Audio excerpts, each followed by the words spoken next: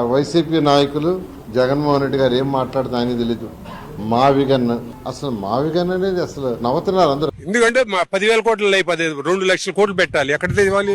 చూస్తే ఖాళీ ఖజానా, ఎతికినా కూడా డబ్బులు దొరికే పరిస్థితి లేదు. మీ అభిప్రాయం సార్, మావిగన్ వర్సెస్ అమరావతి, మీ ఓటు ఎక్కడ?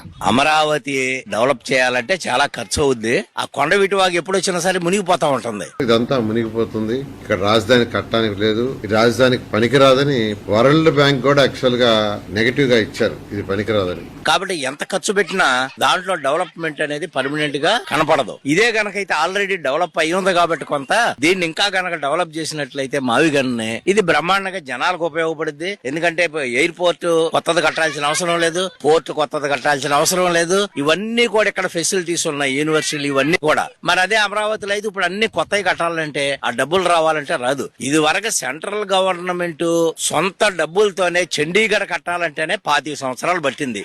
ఇప్పుడు ఇక్కడ అన్ని సెంట్రల్ గవర్నమెంట్ డబ్బులు ఇవ్వదు, ఏదో కొద్దిగా ఇస్తది. ఇచ్చిన దాంట్లో స్టేట్ డబ్బులు వేసుకుని ఇక్కడ సొంతంగా రాజధాని కట్టాలంటే ఇది 25 సంవత్సరాలు కాదు, ఇంకా 50 సంవత్సరాలకు అయినా. మన రాజధాని మావిగన్, మన రాజధాని మావిగన్.